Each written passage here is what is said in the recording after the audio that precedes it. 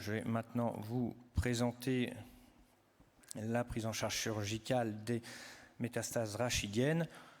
Alors, c'est important en 2024, la problématique chirurgicale des métastases rachidiennes, c'est de répondre aux questions pourquoi, qui, quand et comment opérer.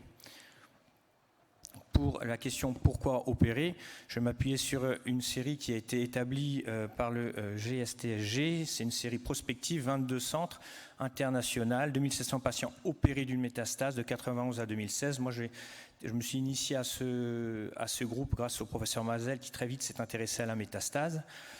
Au centre de Montsouris. En fait, sur les 2700 patients, ils ont constaté que de 91 à 2016, ces patients opérés de métastase vivaient de plus en plus longtemps. Ils se sont donc demandé quelle est la part du bénéfice de la chirurgie, est-ce que c'est notre chirurgie qui les fait vivre plus longtemps ou pas?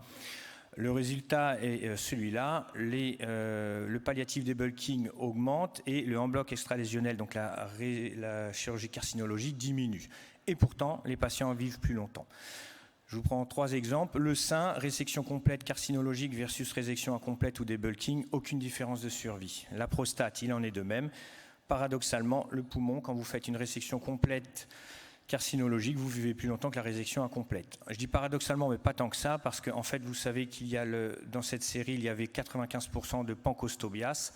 Le pancostobias, c'est un T4M0, c'est une contamination par continuité. On n'est pas en stade métastatique, il n'est donc pas trop tard puisqu'on n'est pas encore en systémique, on est en local. Voilà pourquoi, dans le pancostobias, effectivement, d'enlever la tumeur avec la vertèbre envahie localement procure une meilleure survie. Maintenant, dans la littérature, les facteurs pronostiques de la survie plus longue d'un métastase, ils sont clairs, c'est le stade neurologique, je bouge les pattes ou je ne les bouge pas, l'OMS et le primitif. Dans les primitifs, il y a différents facteurs, que ce soit le triple négatif pour le sein ou le GFR du poumon, qui depuis 5 à 10 ans ont complètement changé la donne. Alors, pourquoi opérer? C'est certainement pas en 2024 pour le carcinologique. Il n'y a aucun bénéfice sur la survie de traiter une métastase en carcinologique. Pour l'ambulation neurologique, c'est le nerf de la guerre. Alors vous allez me dire, oui, le patient bouge les jambes, il vivra plus longtemps, effectivement. Et pour la qualité de vie, maintenant, il y a une multitude d'études qui sortent sur la qualité de vie, l'ODI et le VA des patients. Ces 2 derniers papiers récents, par des gros noms de la chirurgie du cancer, Bilski, qui reprend 50 ans d'histoire sur la métastase et qui conclut que le Surgical Decompression of Neural Elements est le plus important. Un papier sorti dans Neurosurgery, également par des grands noms, Feelings entre autres, de mai 2024, donc il n'y a même pas un mois, et qui conclut que le Surgical Compression and Stabilization est important. Alors, néanmoins, la chirurgie de la métastase peut rester un défi technique non pas survival, mais fonctionnel. Ici, vous avez un patient à 90 degrés qui nécessitera une ostéotomie d'ouverture, une fixation postérieure et une corporectomie. Pour ceux qui aiment les OTP, vous pouvez faire des OTP pour sauver le pronostic neurologique ou des vertébrectomies, non pas carcinologiques, mais par émiettement. Alors, qui opérer? C'est une question qui est assez délicate. Pour cela, je m'appuie sur une série que l'on a fait de 2017 à 2021 avec La Pitié, Nantes et Tours, multicentrique, 739 patients, 235 opérés et le reste non opérés. Ça nous permet de comparer les histoires naturelles. Le follow-up était de 6 mois minimum ou moins si le patient partait avant et jusqu'à la survie. L'âge moyen 61 ans, plus d'hommes que de femmes. Alors, la première question, c'est que qui opérés sont arrivés dans les années 2000-2005 des scores pronostiques pour nous dire il faut opérer ce monsieur ou pas opérer ce monsieur. En fait, les scores pronostiques, on les a testés sur notre série avec ça c'est le coefficient de kappa. Kappa égale 1, c'est un accord parfait. Kappa égale 0, c'est le score ne vaut rien. Vous voyez que sur les TOQHI ou le Tomita, les scores sont bien en dessous de même 0,3. Donc c'est très mauvais. Quand on reprend la formule coefficient de kappa et qu'on le fait tourner, on retombe sur ce qu'il y a dans la littérature, c'est que les facteurs pronostiques, c'est le KPS, l'OMS, le neurologie, le primitif, certainement pas le nombre de vertèbres, le statut de la maladie, les autres métastases ou le délai avec l'apparition de la métastase. Lorsque l'on regarde dans notre série, à titre d'exemple, avec le score de TOQHI, sur les patients qui devaient vivre moins de 6 mois à 1 an, il y en a encore 30%, et c'est encore plus éloquent sur le Tomita. Sur les patients qui devaient vivre moins de 3 mois, donc on ne devait pas toucher, il y en a 45% qui sont encore là à 1 an.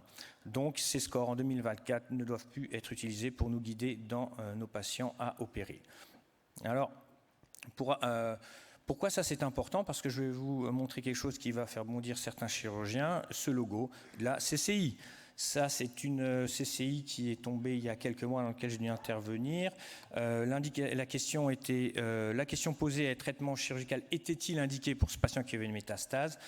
La justification: selon le score d'Auto-QHI, l'espérance de vie est inférieure à 6 mois et la chirurgie n'est pas recommandée. Selon mon expérience, je n'aurais pas retenu d'indication chirurgicale. La conclusion est donc à charge du chirurgien. En 2024, utiliser ces scores-là, c'est comme d'utiliser le code pénal, le code civil de Napoléon pour justifier le rôle de la femme auprès de son mari. Je vous invite à lire ce code civil, vous comprendrez pourquoi je dis ça. Donc l'âge, qui opérait, l'âge est-il une limite? Dans notre série, nous avons 243 patients âgés de plus de 70 ans.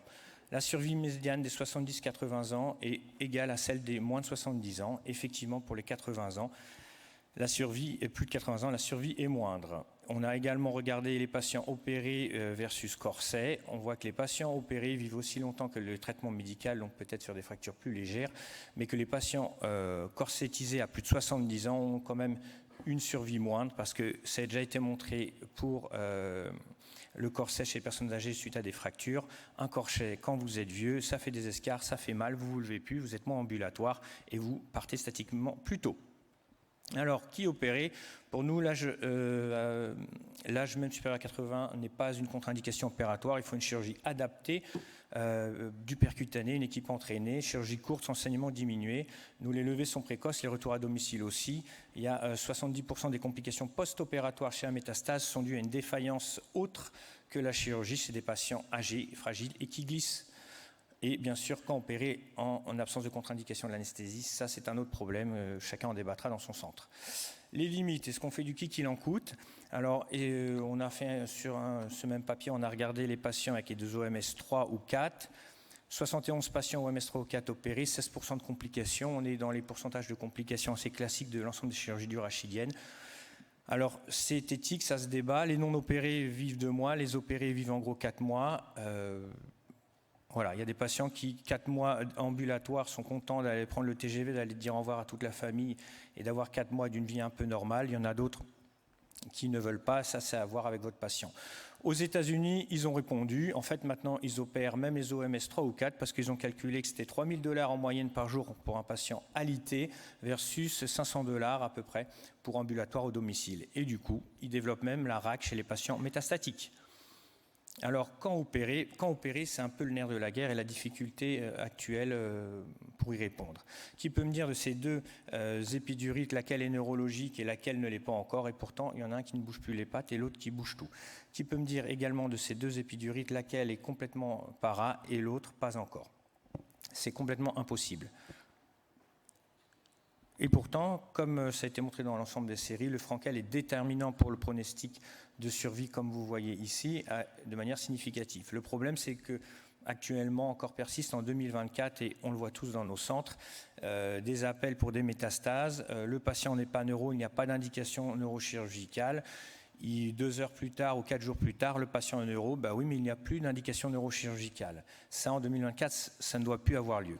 Alors, quand opérer? C'est une bonne question. Il existe dans la littérature des scores, le scale de Bilski, des angles de raccordement avec la moelle, des pourcentages circonférentiels ou pas. On ne va pas se mentir, aucun des radiologues ne peut vous faire ça et il n'a pas le temps. Alors, quand opérer, ben ça serait une question pour l'AI demain ou après-demain. Ça veut dire que on a espoir qu'avec de la data, dans 10 ans, on peut nous dire vous avez une épidurite de 30% du canal en T7, vous avez 30% de chances d'être neurologique dans les 1 mois, il faut opérer ou pas. C'est la seule chose qu'on pourra faire. Alors actuellement, aujourd'hui en 2024, quand opérer? Nous, on a défini une notion qui est les patients neurologiquement précaires, non déficitaires. Ça, c'est dû à l'expérience, entre guillemets, de chaque chirurgien. Il faut se voir qu'un patient qui n'est pas neurologique avec quand même une épidurie de conséquence, il faut lui laisser le temps d'aller à la radiothérapie, de prendre la radiothérapie. Ça dépend des centres, mais nous, la radiothérapie, on ne l'a pas avant 2 semaines. La radiothérapie, Igor va sans doute nous en parler, ben, ça fait aussi de l'œdème, ça peut aussi avoir des complications. Donc nous, on préfère les opérer un peu plus qu'un peu moins. Pour l'instabilité, on utilise le score SIN, c'est ce qui est dans la biblio, c'est dans l'ensemble ce qui est recommandé. Et c'est surtout une autre donnée, les patients non récusés par l'anesthésiste. Alors, programmer les chirurgies, est-ce une utopie ou réalité? L'autosurveillance, c'est un article dans le JAMA sur le cancer du poumon. Ils ont pris des patients qui avaient un T4 du poumon, 2 bras. Un bras, le T4 est opéré et la surveillance se fait tous les 6 mois avec un scanner.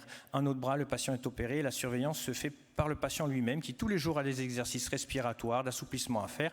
Et dès qu'il a un problème ou dès qu'il sent que, comme il dit, c'est pas comme d'habitude, phrase que tous nos patients disent, il va voir son oncologue et le scanner est fait. En fait, ils se sont rendus compte que les patients qui étaient auto-surveillés vivaient plus longtemps que les patients qui avaient systématiquement un score à 6 mois parce que la récidive était plus précocement détectée. Alors, programmer les chirurgies, est-ce une utopie ou réalité? La perspective, c'est que des guidelines normalement attendus depuis 2 ans vont sortir par l'ESMO, la Société européenne d'oncologie, pour la détection des premiers signes de métastases rachidiennes dans le poumon, avec notamment des assouplissements, des choses comme ça, et la douleur rachidienne qui est présente dans 92% des métastases pour une détection plus précoce. Alors, comment opérer? Là, je n'ai pas de leçon à vous donner. Il faut essayer de programmer les chirurgies vite et bien, sans retarder le traitement complémentaire qui est la radiothérapie. Il faut des centres spécialisés de décompression, pour une décompression, une fixation, et ça, finalement, ça se fait bien. En 2024, il n'y a aucun bénéfice d'une chirurgie carcinologique. Maintenant, ça commence à être bien admis. Alors, je finirai par ça.